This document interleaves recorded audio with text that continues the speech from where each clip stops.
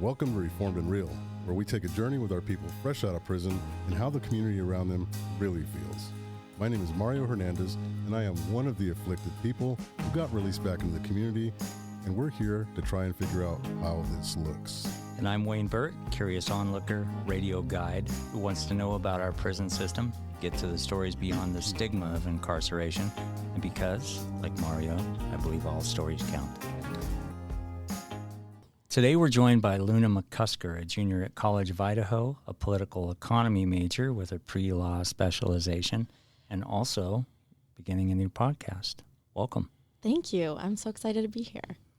Well, welcome. I think I want to give a little bit of history about how we met. Mm-hmm. I did a panel at, I think it was at your class, right? Yes, the prison experience. Yeah, and being that I have prison experience, I was there. I was there talking about the prison experience. And, was it 3D or anything like that? Yes, it was IMAX. Yeah, which was pretty neat because we don't get a whole lot of engagement with the community, and being that we had engagement with the college and the students there, we were welcomed, and you were one of the students that reached out to me, and you wanted to see what we do. And why? I think I've just, as a member of the community that's never had anyone close to me in the system, at least not like a family member, I've had friends and that sort of thing. I think that the prison experience, it's a J-term class, so we're only taking it for 3 weeks, and so it's a very immersive class. And I mean, I'd heard rave reviews about it from friends, but I was just curious about what that looked like, and the fact that I know that there's a lot of problems in our prison system. And right after that, I ended up doing a whole paper on like the history of prisons and like where they came from, of like trying to catch freed slaves. Or slaves that had escaped. That is what started the policing and prison system. And then there was indentured servants.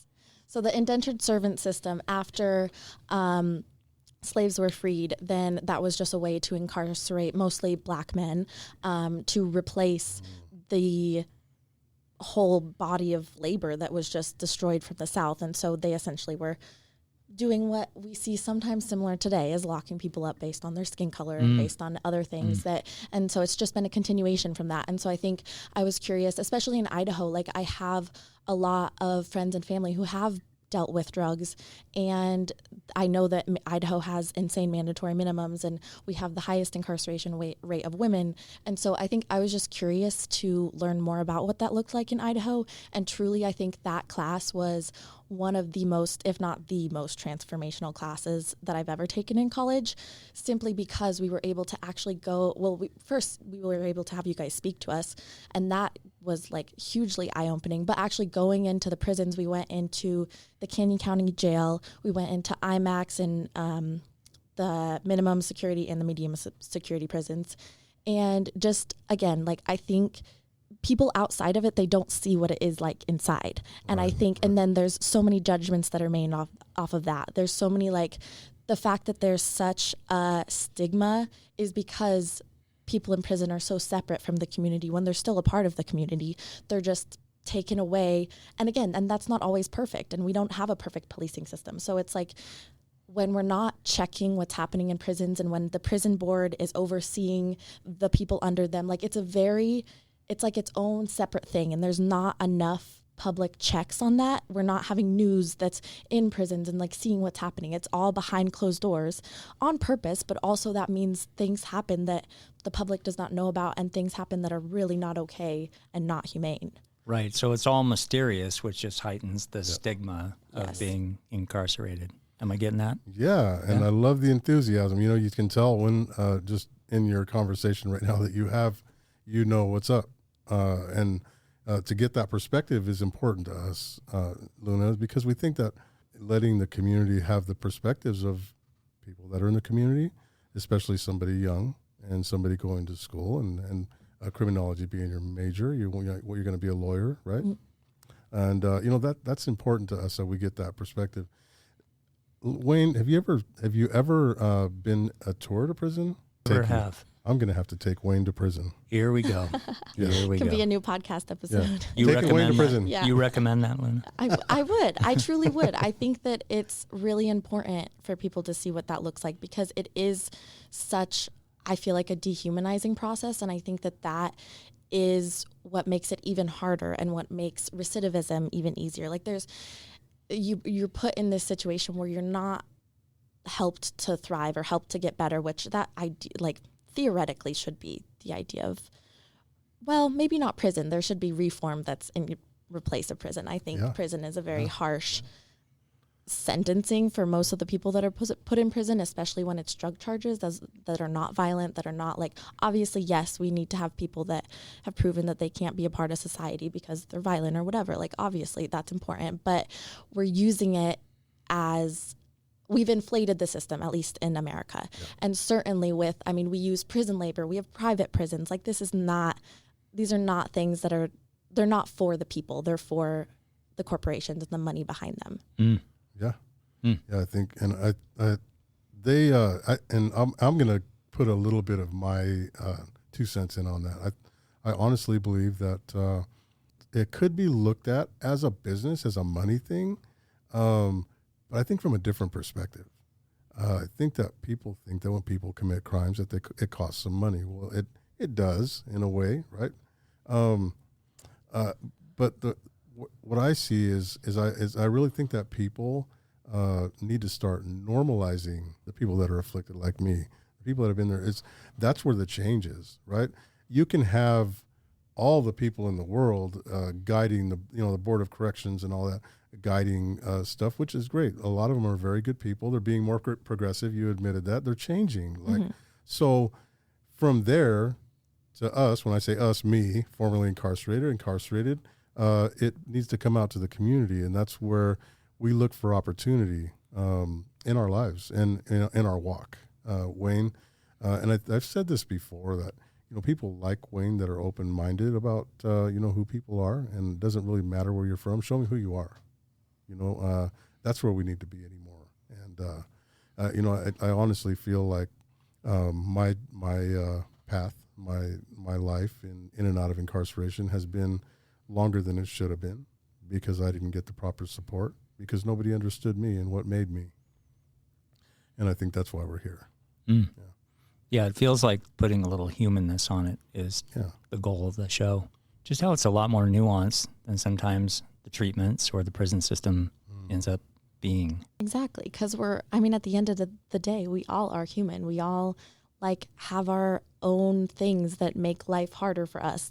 Life in general is hard, and there's mental illness, there's all these things, and just because I am not someone who ended up in prison, that doesn't make me any better than someone did not, because I've done things that are illegal.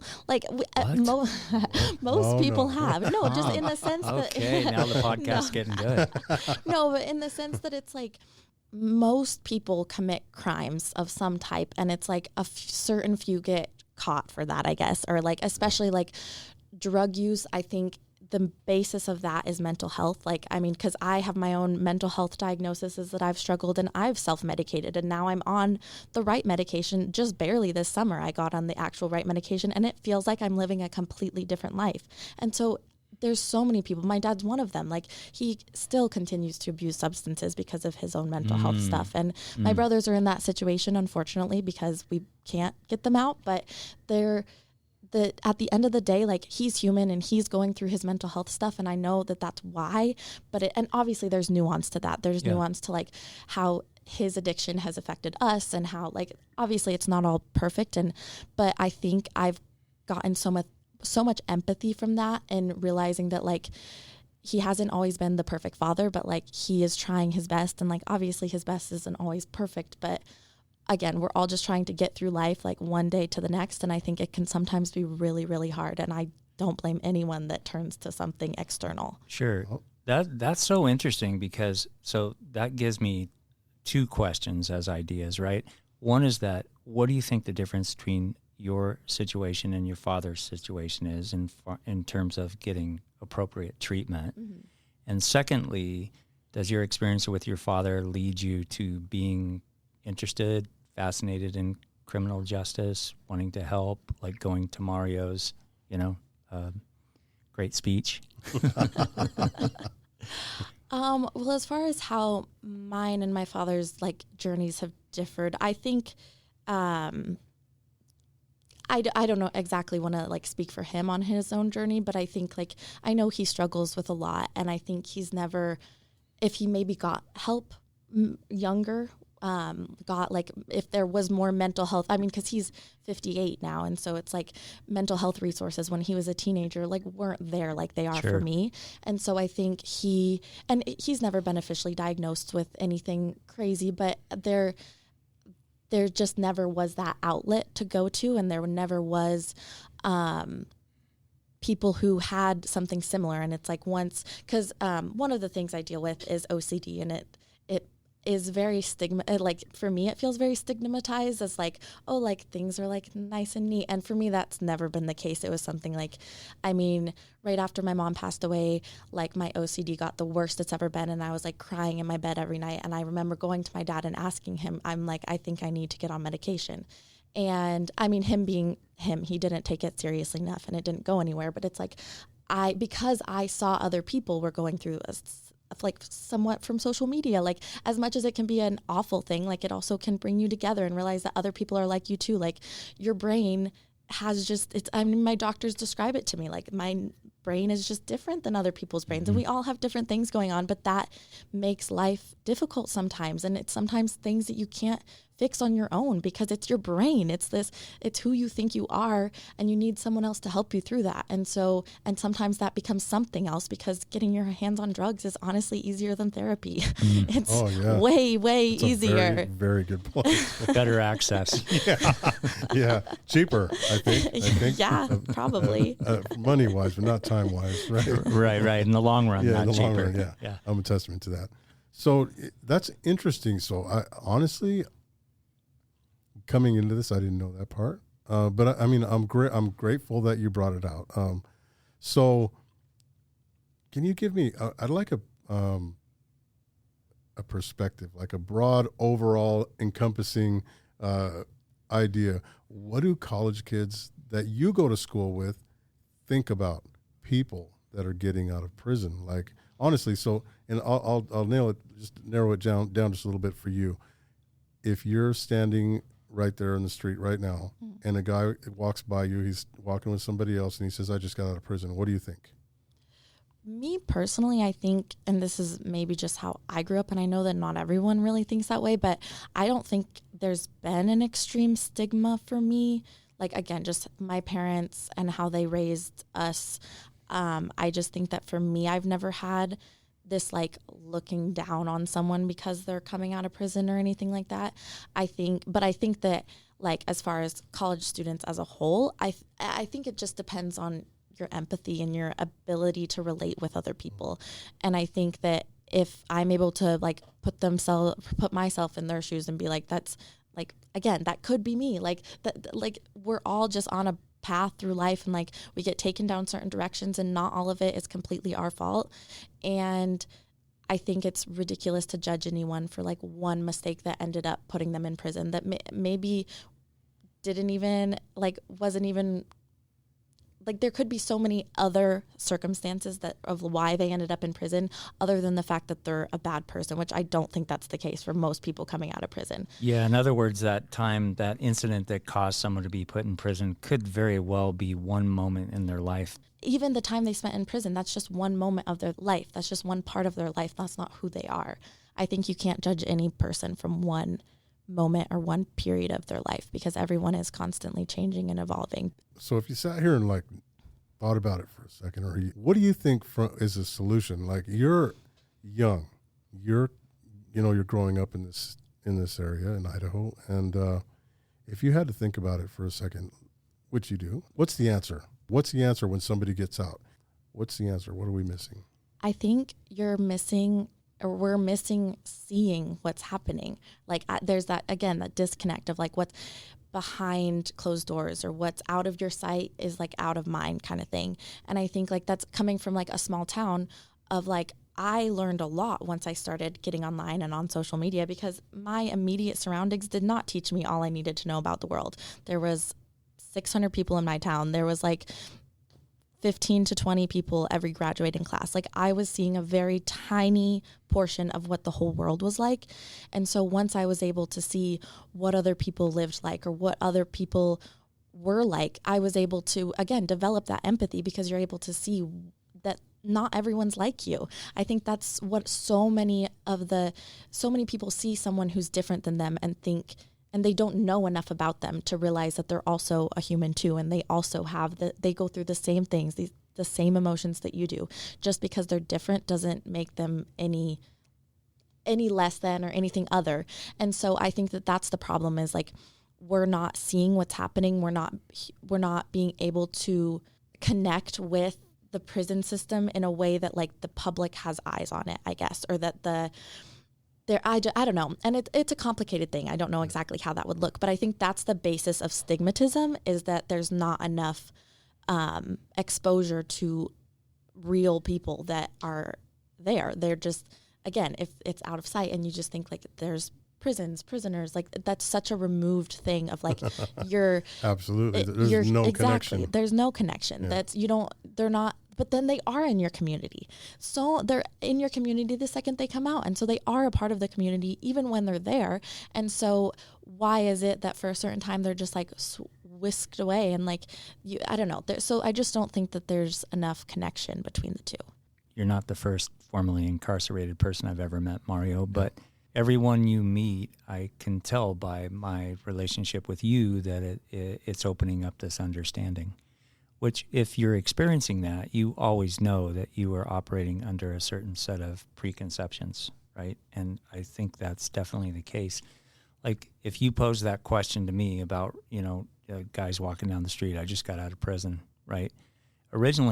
Initially, I think anyone who hasn't been in prison would be like, oh, I wonder what for.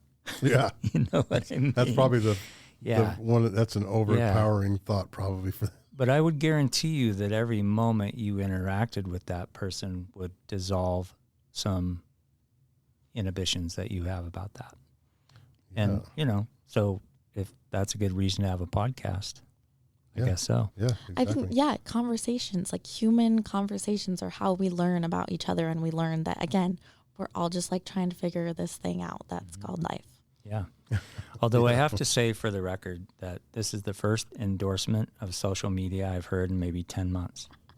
No, it's been, I'm taking a political economy and tech class. And so we're constantly talking about AI and social media and how it's all, and like, it is very scary. And I think that there are a lot of downsides to social media. I would never want to downplay that. But I do think, and again, it's just from my own personal experience, I think it allows you to connect with more people. And I think that's a beautiful thing. I wish there was a different way that could happen on such a global level, but like right now social media is that way. Well, we'll see if it's self-correcting. Pretty interesting. There used to be they were called skating rinks, parks. What are you talking about? What is it? After school programs. So and we lost touch a little bit, but it's okay. The technology is where it's at, and we accept it for what it is. And like you said, there's good and there's bad. I don't want to tell this secret, but I'm gonna. Sometimes I engage in some bantering, and it's only because, like you said, Luna, you have to be able to be who you are, and that's where you can find other people that are like the way you are, because not everybody's out in the streets trying to learn who their neighbor is. Sometimes you'll find out you got a neighbor next door that's been your Facebook friend for 6 months, and you just found out he lives two doors down. It's a shame that it's like that, but it's okay. This is where we meet like-minded people, mm-hmm. and it's okay to meet not like-minded people as well. I've seen and met many people that are way different than me, that think different, that they break stuff down different. And sometimes I'm like, and I'll want to say something, but then the person in me that was raised by my mom, I just say, okay, well, Luna, when it comes to the the re-entering part of people getting out of incarceration. What is this? What is a student looking at? What are you guys learning about it? Are you guys, have you talked about it, or what does that look like to you guys? We talked about it mostly in like the prison experience class. I've talked about it in a few of my other criminology classes, but I think again, it goes back to there's just not the right kinds of support systems for people coming out. Like there are, but it's not the right kind to actually do anything to reduce recidivism, because you're putting people back into a situation that is just going to lead them like sometimes, and if it's with drugs, if it's with other things, like you need to have a place that people can actually work on changing their lives if they want to, and that's a totally personal choice. But I just think the types of Band-Aids we have on like reentry is just not doing really much at all. I mean, like I'm sure it helps, but I think that we need to be focusing a lot more on people coming out of prison than like putting people in prison. Who do you think needs to fix it? I ask you that for a reason. I mean, ideally it would be nice if like IDOC could create some sort of like more sophisticated system. But I don't know if that's realistic anytime soon. All right. So I'm gonna give my take on that. Okay. So, first of all, like IDOC has, and I'm going to be a proponent right now because I am. I actually absolutely love the leadership at IDOC and how it goes IDOC down. being Idaho Department of Corrections. Yes. Right. Yes. For the listeners. Yeah. Thank you, Wayne. Idaho Department of Corrections has been, they made it possible for a guy like me to start my nonprofit from inside and bring it out here and do something amazing. And it's not because I'm special or I'm anything better or different than anybody else.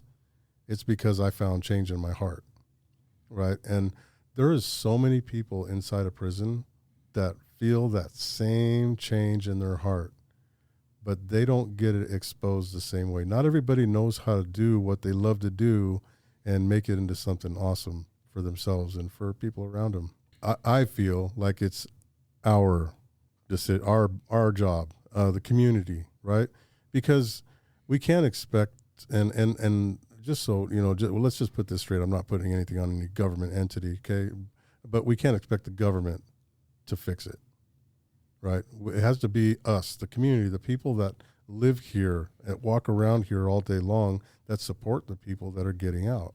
And there is ways to do that. And I think without tooting the horn of learning how to live, I'm going to toot it just a little bit. Like, we support people to get out of incarceration for a reason, because somebody's got to do it.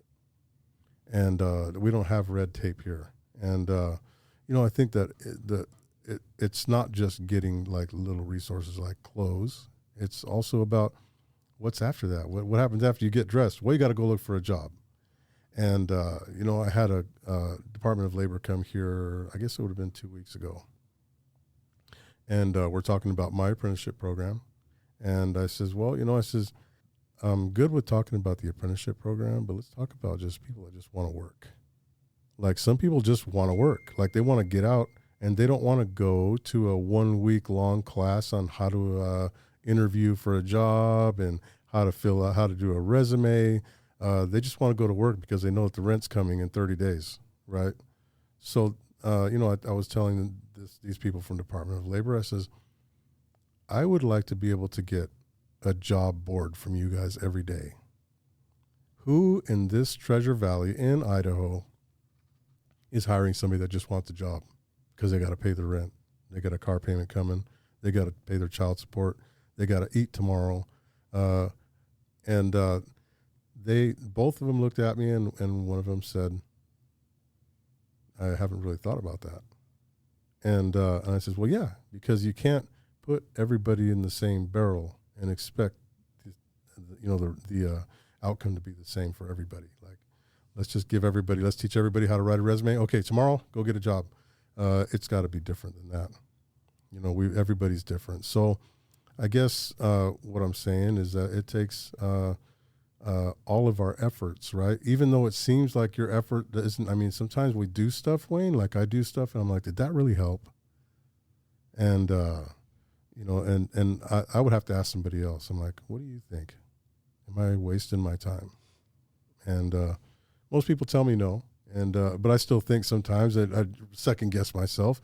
But ultimately, when we can get those realistic situations, like what's real, like how can we get this person a job? So as of Monday, I've been getting open job boards from the Department of Labor.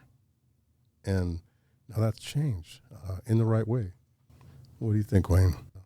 Obviously you have an interest in this. Mm-hmm. You like building community. You have a certain background that lends you to a certain specialty, right? Specialty in corrections on the inside. But if we're going to apply this to the community at large, I think it's just about that moment of stigmatizing somebody or putting up a defense that doesn't help move something forward.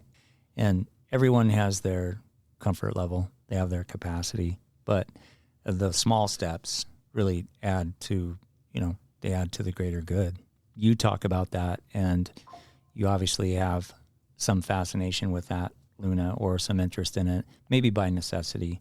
Say someone at C of I who didn't go to, Mario's session, what would you say to them?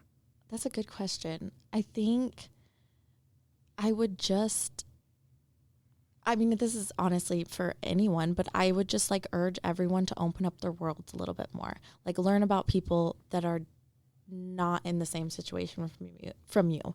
Learn about people, because that's to me, that's the most important thing, is just human connection. And I think that's exactly, I really like what you were saying about there needing to be different paths for people coming out, because I think that's a big problem, especially with addiction recovery or mental health, is they put everyone on the same path when that isn't really. And a lot of AA is very religious based in one specific religion, and there's just, I think people need more paths to find out what works for them, because you said, those people may have the change in their heart, but if they're then put in this strict system that doesn't align with their beliefs, that even though their beliefs aren't wrong or anything, they're just being pushed down this one path, they're gonna fight it and resist it. It's when you're being taught something you love, you're excited about it, but when it's not, you're not going to be. So I think there just needs to be way more paths for people in their that fit them specifically. And I think meeting people like Mario, or meeting people,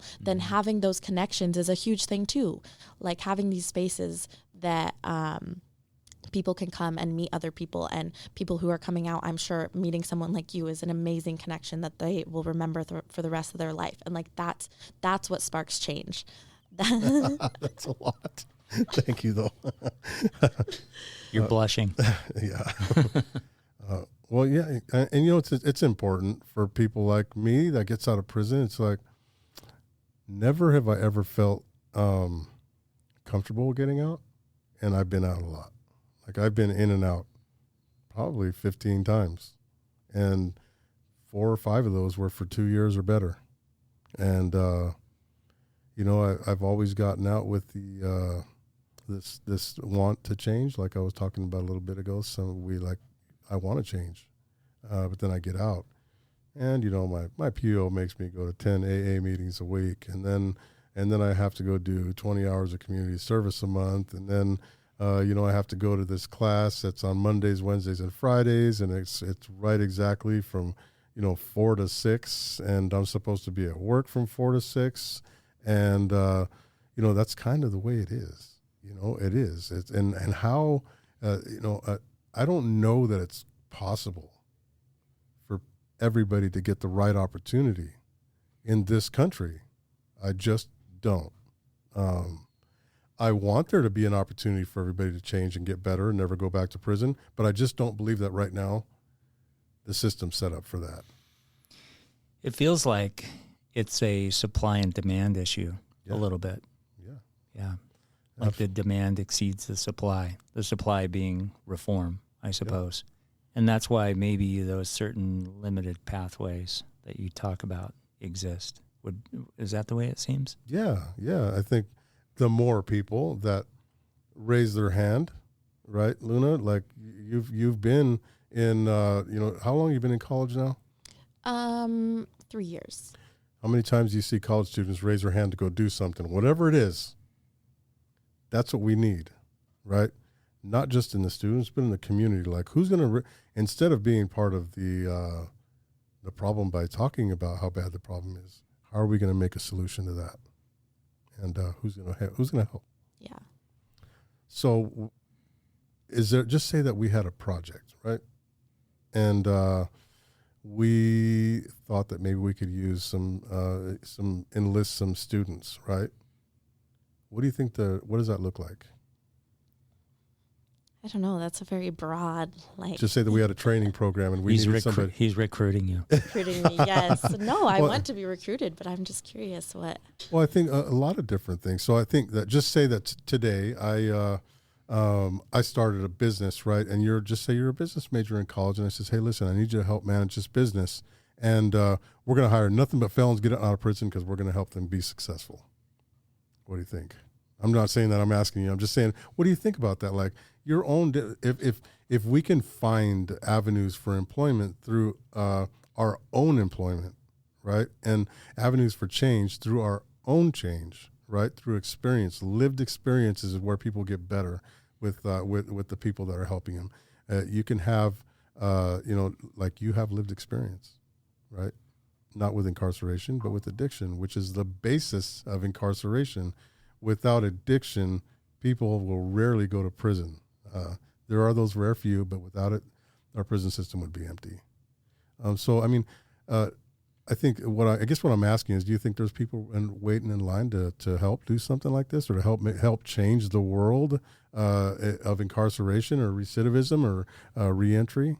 I think so. I think that, I mean, I know some great people on campus that would absolutely love something like this, but I do think that people at the college level honestly are a really good target audience for something like this. And that's why I am so excited to be doing this podcast with you guys, because I think these people at college are about to go off into the working world. And I think if people going to that, because again, jobs is a huge thing. Like once you have gone to prison, you have so many less options for getting work, and not working is one of the that just creates so many problems because you don't have income, you're stressed. Like that's just, getting work is one of the most important things. So I do think if the people that are coming out of C of I have more openness in their minds and their hearts for hiring people who are coming out of prison, then that would create a lot of, I mean, I definitely think it could create change, at least in the Treasure Valley on like that smaller scale maybe. So we need to work on that, right? Like, what can we do? Like, how do we make that happen? And I think in the future, we can definitely revisit this. And, like we've got Wayne as a proponent, and Wayne with Radio Boise, by the way. and myself and yourself and students. Let's like kind of like think about that. Like, what can we do? What project, what small thing can we do to get together and do something to help affect change in reentry and recidivism here in the state of Idaho and across our country? Yeah. I like it. You're really going to be back? I absolutely will be back. All right. Well, everybody, thank you so much, Luna, for coming here. We appreciate you, and it's always it's always great to see you. This is actually like the 4th or 5th time I've ran into you, and I appreciate your I guess your enthusiasm and your caring about this subject in particular. It shows a lot about your personality, and I appreciate that. Thank you, guys. All right, everybody. Thank you for joining us right here on Reformed and Real. We'll catch them next time. Sounds good. We'll be back.